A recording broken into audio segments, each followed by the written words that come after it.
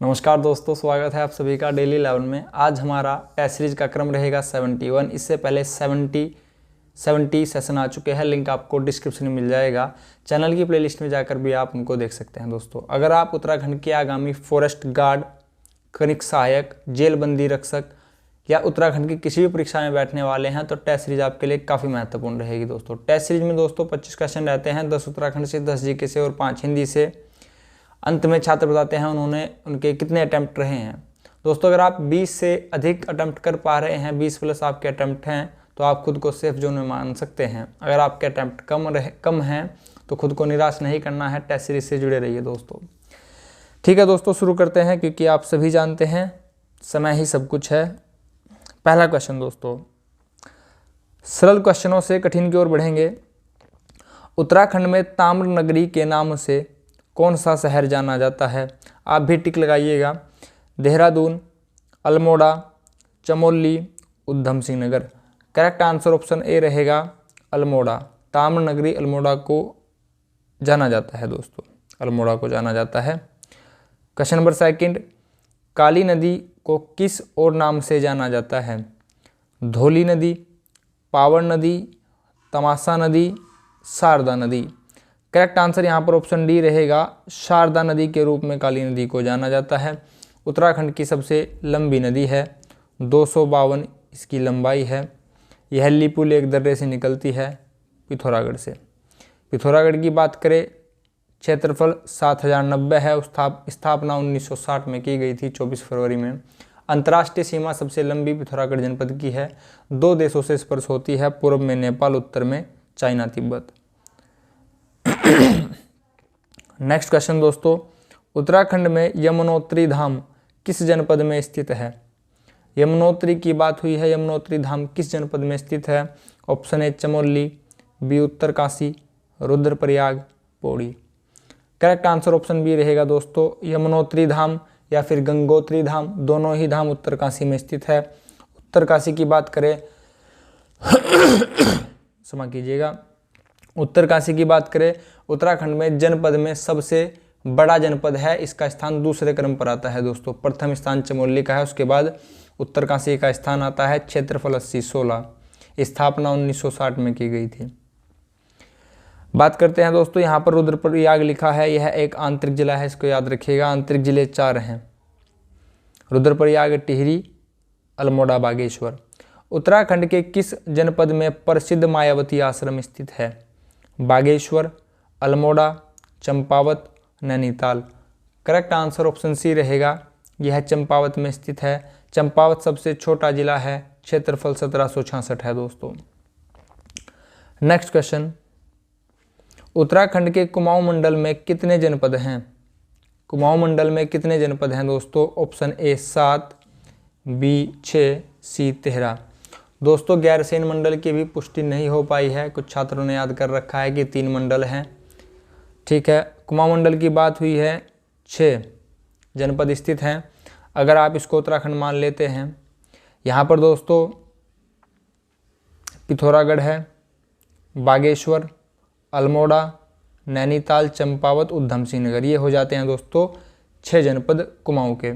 अगर गढ़वाल की बात करें, यहाँ पर दोस्तों उत्तरकाशी, चमोली, टिहरी, रुद्रप्रयाग, पौड़ी, देहरादून और यहाँ पर हरिद्वार, 7 जनपद गढ़वाल से हैं। गढ़वाल मंडल की स्थापना 1969 में की गई थी। कुमाऊं मंडल की स्थापना 1854 में की गई थी। कुमाऊं, नैनीताल, गढ़वाल, पौड़ी। ठीक है, टोटल जिले यहाँ पर 13 हैं। 13 आंकड़ा एक और है दोस्तों, 13 हमारे यहाँ SC सीट हैं। विधानसभा में ST की 2 सीटें हैं, कुल मिलाकर 15 सीटें हैं जिन पर आरक्षण है दोस्तों। राज्यसभा से यहाँ पर हमारे यहाँ 5 सीटें हैं, लोकसभा से 3 सीटें हैं। राज्यसभा से 5 सीटें कौन कौन सी हैं? हरिद्वार, पौड़ी, टिहरी, गढ़वाल से, अल्मोड़ा, नैनीताल, कुमाऊं से। अल्मोड़ा से 80 सीटें, इसको याद रखिएगा। अभिनव बिंद्रा ने किस वर्ष राजीव गांधी खेल रत्न पुरस्कार जीता? अभिनव बिंद्रा दोस्तों यह एक निशानेबाज है, पहली बात तो यही याद रखिएगा, और इन्होंने 2002 में राजीव गांधी खेल रत्न पुरस्कार जीता है। नेक्स्ट क्वेश्चन, उत्तराखंड राज्य में गढ़ केसरी किसे कहा जाता है? गढ़ केसरी ऑप्शन ए सुंदरलाल बहुगुणा, अनुसुईया प्रसाद बहुगुणा। जी हाँ, करेक्ट आंसर यही होगा दोस्तों। ऑप्शन सी बद्रीदत्त पांडे कुमाऊं केसरी, बद्रीदत्त पांडे अल्मोड़ा, अनुसुईया प्रसाद बहुगुणा चमोली। याद रखिएगा चीज़ों को दोस्तों। बद्रीदत्त पांडे ने कुमाऊं का इतिहास और अनुसुईया प्रसाद बहुगुणा ने गढ़वाल का इतिहास पुस्तक लिखी है। नेक्स्ट क्वेश्चन दोस्तों, यहाँ पर कुछ सम्मान और पुरस्कार है और यहाँ पर व्यक्तित्व के नाम लिखे हैं। चंडी प्रसाद भट्ट को पद्म विभूषण मिला है, सही है। हर्षवंती बिष्ट को अर्जुन पुरस्कार मिला है। अभी दोस्तों अर्जुन पुरस्कार लक्ष्य सेन को मिला है। अगर आप करंट अफेयर के सेशन से जुड़े हो तो आपको पता होगा। अगर बात करें कुल कितने खिलाड़ियों को मिला है तो 25 को मिला है, जिसमें से लक्ष्य सेन भी एक हैं और लक्ष्य सेन बैडमिंटन से संबंधित हैं, लक्ष्य सेन अल्मोड़ा से संबंधित हैं। इन चीज़ों को याद रखिएगा। हरीश राणा को राष्ट्रीय वीरता पुरस्कार मिला है। ललित पांडे को पद्मश्री मिला है। यहाँ पर दोस्तों ए का 1, बी का 2, सी का 3, डी का 4 ऑप्शन देख लेते हैं दोस्तों। हमारा कूट कौन सा सही होगा? आप यहाँ पर देख पा रहे हैं ऑप्शन बी 1, 2, 3, 4 बिल्कुल सही था दोस्तों। आगे बढ़ते हैं। गला थोड़ा सा खराब है, इसके लिए क्षमा कीजिएगा दोस्तों। किसको राजीव गांधी खेल रत्न पुरस्कार से सम्मानित किया गया है? हमने इस पर अभी चर्चा की दोस्तों। अभिनव बिंद्रा 2002। जसपाल राणा, यह भी दोस्तों निशानेबाज हैं। यह उत्तरकाशी के रहने वाले हैं और इन्हें गोल्डन बॉय के नाम से भी जाना जाता है। परिमार्जन नेगी शतरंज खेलते हैं, चेस खेलते हैं, इसको याद रखिएगा। परिमार्जन नेगी को भी अर्जुन पुरस्कार दिया जा चुका है। उत्तराखंड का लोक पर्व फूल संक्रांति कब मनाई जाती है दोस्तों? ऑप्शन ए चैत्र मास के प्रथम दिवस पर। चैत्र मास किसे बोला जाता है? मार्च को। ऑप्शन बी 14 जनवरी, 1 जनवरी, उपरोक्त में से कोई नहीं। करेक्ट आंसर ऑप्शन ए रहेगा। चैत्र मास के प्रथम दिवस पर फूल संक्रांति मनाई जाती है दोस्तों। यहाँ पर डेट लिखी है 14 जनवरी। 14 जनवरी 1921 में कूली बैगार प्रथा का अंत किया गया था बागेश्वर सरयू नदी में रजिस्टर बहाकर। नेक्स्ट, हिंदी से पहला क्वेश्चन, अर्थ का विलोम शब्द क्या होता है? बड़ा आसान है दोस्तों, अर्थ का होगा अनर्थ। बहुत इजी था। नेक्स्ट, इमली के पात पर बारात का डेरा लोकोक्ति का सही अर्थ बताना है। कमाल दिखना, साधन थोड़े बातें बड़ी। थोड़ा सा इसको सही कर लेते हैं। थर्ड ऑप्शन असंभव बात। जी हाँ, करेक्ट आंसर होगा दोस्तों असंभव बात। इमली के पात पर बारात का डेरा नहीं हो सकता दोस्तों, कमाल दिखना यहाँ पर नहीं होगा। ठीक है दोस्तों, आगे बढ़ते हैं। नेक्स्ट, जनहित के लिए गांधी जी जेल गए, इस वाक्य में कौन सा कारक है? दोस्तों कारक 8 प्रकार के होते हैं। क्वेश्चन यह भी आ जाता है, इसको याद रखिएगा। यहाँ पर के लिए आ गया और के लिए संबंध यहाँ पर होगा संप्रदान। संबंध में होता है का, के, की, रा, रे, री, नी, रा, रे, री। क्रम में होता है दोस्तों कर्ता ने क्रम को। आगे बढ़ेंगे। इधर कुआं उधर खाई लोकोक्ति का अर्थ बताना है। देखते हैं। परिश्रम अधिक लाभ कम, देखने में सज्जन हृदय से कपटी, दोनों ओर संकट का होना। ऑप्शन सी यहाँ पर करेक्ट होगा दोस्तों। इधर कुआं उधर खाई का अर्थ होगा दोनों ओर संकट का होना। देने की इच्छा के लिए एक शब्द क्या है? देने की इच्छा के लिए एक शब्द क्या है? ईर्ष्या। ईर्ष्या का अर्थ होता है दोस्तों चिढ़ना, किसी से घृणा करना।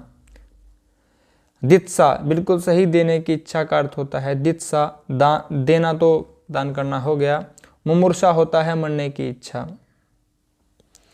एक वृहत प्रदेश की लंबी अवधि की मौसम परिस्थितियों और उनके बदलाव के कुल जोड़ को क्या कहा जाता है?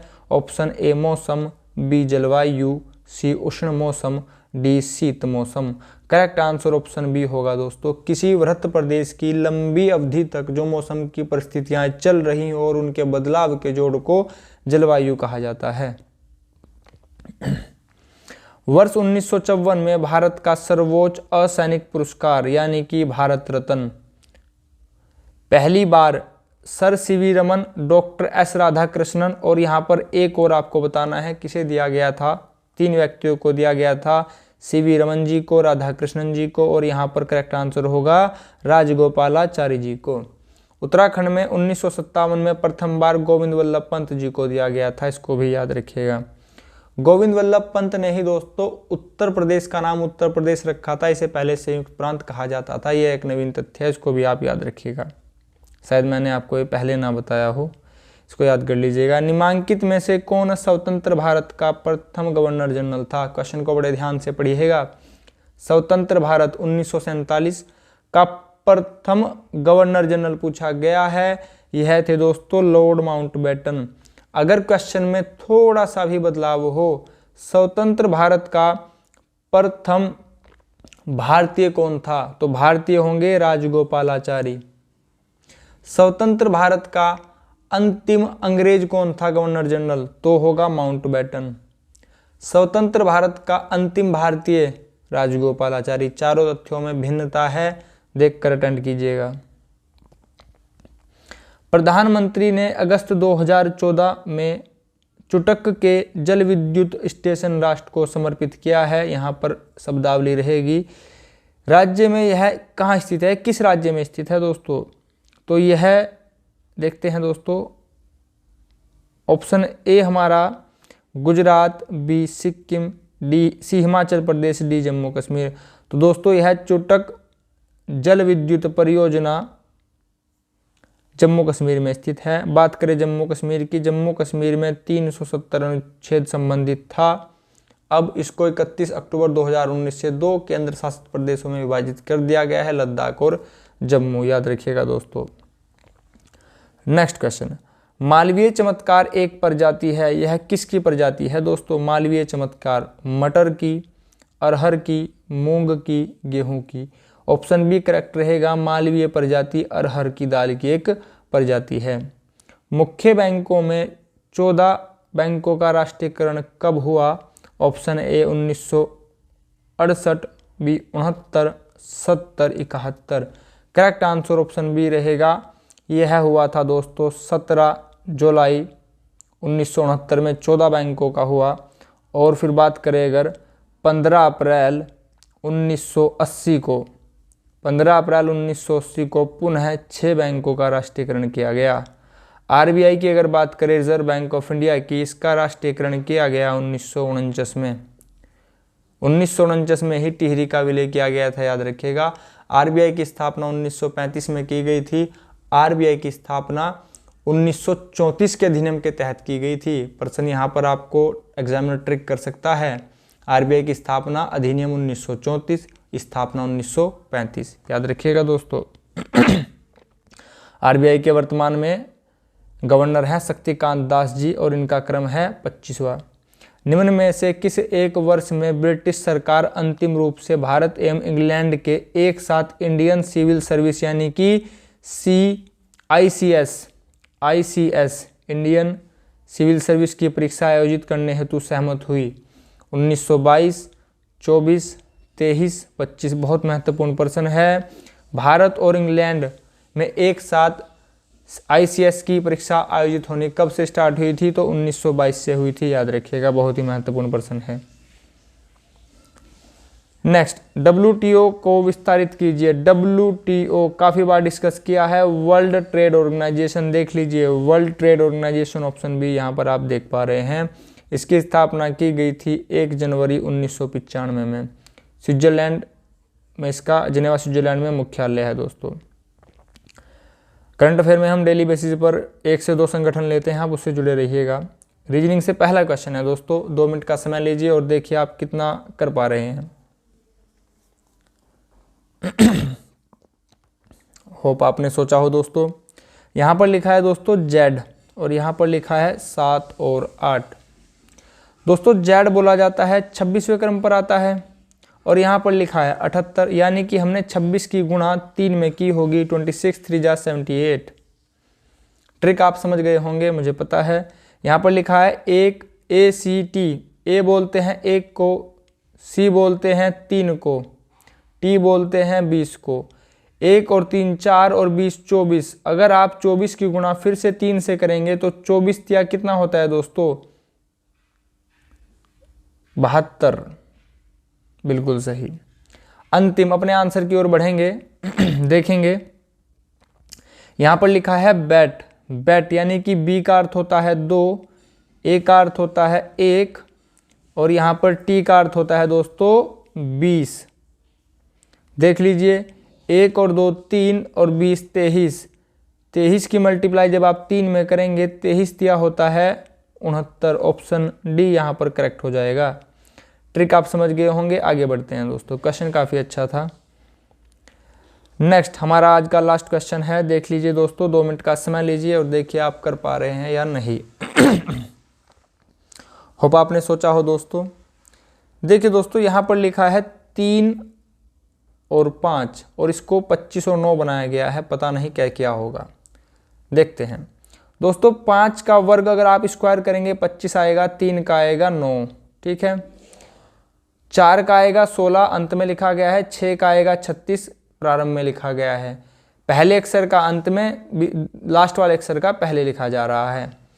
5 का 25 होता है, अंत में लिखा गया है। 7 का 49 होता है, प्रारंभ में लिखा गया है।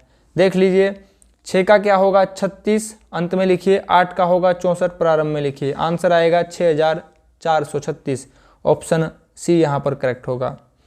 दोस्तों यह था टेस्ट सीरीज का हमारा क्रम 71 71वां सेशन था। आपको कैसा लगा बताइए, अवश्य बताइएगा, कमेंट करना ना भूलिएगा दोस्तों।